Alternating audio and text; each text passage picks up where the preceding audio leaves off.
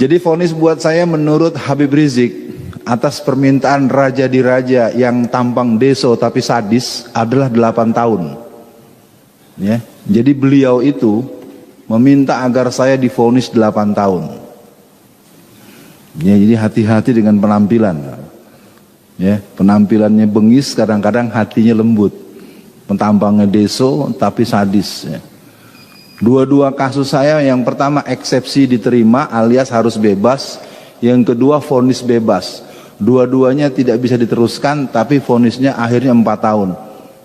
Padahal beliau minta 8 tahun. Antum tahu beliau ya? Nah, ya masalahnya sekarang kalau pakai nyebut nama lagi, pasal lagi gitu ya. Udah pakai beliau aja dah. Ya. Udah. Saya tutup saja dengan prosesi pengetukan palu ketika akan vonis, supaya jamaah juga dengar. Setelah saudara Alfian alias Alfian Tanjung melalui rangkaian persidangan bla bla bla bla bla, dinyatakan bahwa saudara Alfian tidak berkesesuaian dengan pasal yang disangkakan. Ayat 2, barang siapa orang yang menyampaikan sesuatu demi kebaikan bangsa dan negara bukanlah sesuatu yang bersifat kriminal, maka dengan ini saudara Alfian dinyatakan bebas. Tapi tetap dan yang ribut saya di kasasi itu bapak polisi. Ya, lucu ya. Kalau orang kan kalau udah di sidang urusannya kan antara kejaksaan dengan kehakiman ya. Konferensi pers. Ya, terutama jenderal-jenderal Kristen. Ya, saya akan katakan ini sekarang memang ada 50 jenderal Kristen di kepolisian. Bukan 20, 50. Nah, saya ngalami langsung. Karena sejak saya disidang tanggal 16 bulan Agustus tahun 2017, sidang pertama aja itu ketika saya dibawa dalam keadaan diborgol, karena pengadilan itu penuh ramai, itu ribut. Kenapa Ustadz Alfian diborgol? Akhirnya sejak itu kata hakim, sejak hari ini persidangan Ustadz Alfian tidak boleh diborgol lagi. Nah, bolak-balik tanggal 27 Desember tahun 2017 sidang kasus di Jakarta. Kasus Jakarta itu adalah kasus yang merupakan saripati ceramahnya si Ciptaning yang mengatakan bahwa PDI Perjuangan dicoblos oleh 20 juta warga PKI. Lalu saya masukkan di Twitter, isinya 85% pemilih PDI Perjuangan adalah PKI. Ini ceritanya seperti orang curi motor Pak Budiman. Ada orang nyuri itu. Maling tuh, maling. Jadi yang ditangkap bukan yang maling, yang ngasih tahu. Kan lucu kan? Makanya ketika Bang Yusril jadi saksi, itu habis sama Bang Yusril tuh. Hakim segala macam, jaksa nggak bisa ngomong. Tapi ya begitu. Oke ya, jadi kesimpulannya saya masih seperti yang dulu, cuman mungkin kemarin udah kena lagi pasal di Sumatera Barat. Terus-terusan nih, saya dilaporin terus. Oke, cukup sampai di sini. Karena tadi ada amanat dari Pak Ustadz Budiman untuk menyampaikan hal-hal yang khusus. Ya, saya berharap saya tidak slip of tongue, saya nggak salah ngomong. 1,5 bulan yang lalu, Xi Jinping sudah mengancam Jokowi. Kalian harus sikapi Islam dengan keras. Saya kok nggak paham ini, kok presiden negara lain ngancam presiden kita. Ini terus terang saja, ini saya karena tadi saya tegas betul tadi Ustadz Budiman bilang, Ustadz Alfian akan menyampaikan sesuatu yang tidak atau jarang didengar. Seperti dulu juga pernah saya masih ada nggak bapak yang polisi di sini? Ya, bapak kan yang marah sama saya waktu saya bilang Polwan digebukin, lalu bapak komplain, akhirnya saya kirimin videonya. Iya, dulu waktu ada proses sweeping di hotel di Medan, saya sempat cerita, saya ingat beliau tuh agak komplain. Oh ini gini mana? Akhirnya saya kirimin video pada beliau ketika pengusaha Cina pemilik hotel ada proses penertiban oleh pihak Poltabes Medan. Aneh kan? Acara hotel katakanlah di apa istilah kalau bahasa dinasnya itu, didatangi oleh petugasnya dimarahi dan polwannya digebukin sampai rontok giginya. Ya, waktu itu beliau agak komplain, nggak mungkin gini. Saya kirimin videonya dan karena beliau nggak kasih komentar, mudah-mudahan saya nggak keliru lagi kalau ngomong. Baik ya, jadi Xi Jinping itu sudah perintah dan kita sedang menunggu pengesahan undang-undang HIP. Bukan menunggu berarti kepengen, bukan. Kalau undang-undang ini disahkan, ini pengajian nggak bisa nih. Terus terang aja nih, lagi ngaji atau diserbu sama Satgas partai titik-titik, ente nggak bisa ngelawan, salah demi hukum. Jadi undang-undang HIP itu blade-nya adalah blade penghapusan TAP MPRS nomor 25 atau 66. Beneran, ini saya gini-gini kalau kata teman-teman deket, ini Profesor Doktor PKI nih. Asli, saya tidak dalam konteks tekebur, saya ingin katakan undang-undang ini disahkan, tunggulah kita akan berhadapan seperti di Angola. Ya, makanya saya nggak tahu, ntar dia sidang lagi malam-malam, ketok palu. Ya udah ya, saya pikir begitu dulu satu poin. Saya karena harus cukupkan 10 menit. Yang kedua, gerakan PKI sekarang itu betul-betul sentralnya Jawa Tengah, Jawa Timur. Jawa Tengah itu Semarang dan Boyolali, full. Dari tingkat RT sampai tingkat wali kota, bupati, sampai gubernur Jawa Tengah. PKI Pak. Ya, cuman repotnya kan kalau ngomongin dibantah-bantah mulu. Saya udah bilang kalau mau debat di TV mana, syaratnya 2. Jangan pakai pasal, jangan pakai fisik. Kalau saya diberi kesempatan mau profesor yang mana, doktor yang mana, ini punten cek Sundanya, hampura. Bukan sok pinter. Ini kan anak udah keterlaluan ini. Karena pernah terjadi mau ada acara di TV One, batal.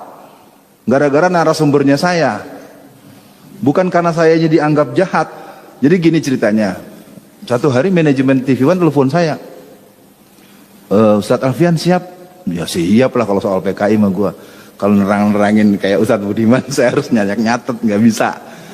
Atau apa nih, imam kita tadi, itu imam kita tuh kan unik. Ya. Dulu sering mimpin tahlil, suruh segala macem. Sekarang udah jadi salafiyun, ya. Oke, dan nanti lagi ngobrol yang lain. Jadi kesimpulannya PKI ini sekarang tinggal nunggu tiket. Kalau nanti undang-undang BPIP disahkan, maka kita akan punya CC pusat PKI. Jadi ini antar struktur pengaturan operasi. Jadi kita sekarang secara de facto sudah negara komunis. Tinggal menunggukan de jure-nya. Dan kalau saya lihat perlawanannya kagak jelas. Karena dibalik-balik terus dari yang mentah-mentahin. Maaf ya kawan-kawan dari tetangga sebelah yang sama-sama sholat. Oh hari gini jangan ngomong PKI. Sementara di kelompok Kristen sejak tahun 1974, 1967, 2020 itu kebetulan saya sekarang tinggal di Solo. Ya mudah-mudahan dimaklumi. Saya temu dengan Bu Dewi Purnamawati dan teman-teman yang kader-kader advance di gerakan Kristen, karena dia dulu Kristen sekarang Muslim. Jadi kita ini sekarang udah masuk perangkap betul. Lihat saja tuh kemarin tuh yang kelilingin tank-tank sama pasukan khusus di depan Petamburan. Itu kader gereja itu. Ya, saya namanya nggak hafal tapi udah sempat saya kirimin itu beberapa orang karena handphone saya agak hang juga ngirimnya terus-terusan itu. Wallazina kafaru ba'duhum awliya'u ba'd. Orang-orang kafir bekerja sama untuk menghancurkan kita, menyerang kita, sementara kita tahsabuhum jami'a wa qulubuhum satta. Saya walaupun ilmu saya nggak sepadan dengan tuan-tuan guru yang mengajarkan tafsir, yang saya tahu ayat itu bukan buat kita. Allah turunkan ayat itu kepada Rasulullah. Salah satu kalimat yang terdapat dalam surat Al-Hasyr di ayat 14 kalau tidak salah, ada kalimat tahsabuhum jami'a wa qulubuhum satta. Kau lihat mereka seolah-olah bersatu padahal mereka terpecah belah. Itu ternyata adanya pada kita. Itu ayat kan bukan buat kita itu. Tanya deh sama guru kita nih, tanya ustadz-ustadz. Nah jadi kesimpulannya itu satu lagi atau dua lagi. Nah ya, yang kedua narkoba. Ini mohon maaf Bapak yang pernah di kepolisian. Narkoba itu dalam pengetahuan saya selama 29 bulan dalam penjara, real terkonfirmasi datang 250 ton tiap tahun. Ya, karena kebetulan saya ketemu dengan bandar-bandar besar yang asetnya triliunan dan di dalam itu banyak bunker-bunker yang isinya narkoba. Saya nggak bisa lagi ngomong dan nyerah udah. Ya, jadi kalau ada jangankan saya yang sama-sama tahanan. Kalapas aja kalau mulai menyoal, bulan depan ganti. Jadi dalam itu yang namanya bandar-bandar bener-bener jadi super body. Kita ketahuan punya handphone aja dimasukin sel tikus. Tapi kalau Cina-Cina itu pakai handphone tuh depan umum, pakai bahasa Cina lah segala macam. Wah, udah nggak ada harganya deh petugas kita. Mau yang petugas kepolisiannya, mau yang petugas lapasnya, yang nggak, kalau di hadapan Cina semuanya. Saya tidak menghujat lembaga loh, saya melihat langsung bagaimana mereka dibentak-bentak. Apalagi waktu saya ditahan di Makobrimob. Itu kan saya di Makobrimob itu ya ceritanya penjara-penjaraan. Kalau udah jam 10 malam tuh sering dibukain sama komandan batalion. Saya kan imam musola, saya begini-gini imam musola Pak, imam musola jamaah 200 orang. Jadi kalau lagi nggak ada pengawasan dari Mabespori, gembok saya dilepas. Pas saya masuk, sopo iki sopo, ditahan di sini, Ustaz Alfian Tanjung, yang memenjaranya gendeng. Bayangin, karutannya saja bilang yang masukin saya ke situ orang gila atau gitu, coba. Ya, tapi jangan cari namanya, saya nggak mau, kesian tuh bapak itu. Jadi dari sini para jamaah semua, narkoba ini jadi senjata dari jaringan Cina untuk melumpuhkan. Pertama, melumpuhkan generasi muda. Kedua, melumpuhkan orang-orang tua dan aparat untuk menyoal mereka. Karena mereka sogokannya ratusan triliun.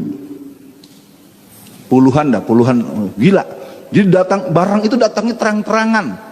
Jadi pakai kapal-kapal besar itu, di 250 ton kan nggak mungkin pakai gerobak. Ya. Dan transaksinya resmi. Antara seragam titik-titik dengan seragam titik-titik. Udah dah, saya nggak bisa bahas lagi. Pakai berkasnya sama, saya dapat langsung. Dan terakhir, karena nanti kelamaan, yang jadi bandar narkoba di masyarakat itu tokoh-tokoh yang populer dan terkenal. Di tingkat ini, izinkan saya nggak berani nyebut nama, takut saya, asli takut. Beneran Pak, saya ngomong aja takut udah. Karena saya kan di dalam diketahui, karena saya ini wakil ketua Komite Dakwah Khusus MUI Pusat. Jadi anak-anak tuh pada cium tangan mulu lah, udah pada laporan. Ustadz gimana Ustadz gini-gini, kamu kenapa kasusnya? Ya saya 13 kilo Ustadz, hukuman saya hukuman mati. Terus tapi sebenarnya yang punya disebut tuh nama-nama orang. Lu bener ngomong gitu? Buat apa Ustadz, dari penjara? Jadi sekarang ini memang betul kalau kita nonton film India, Tuan Takur, lu Tuan Takur nggak?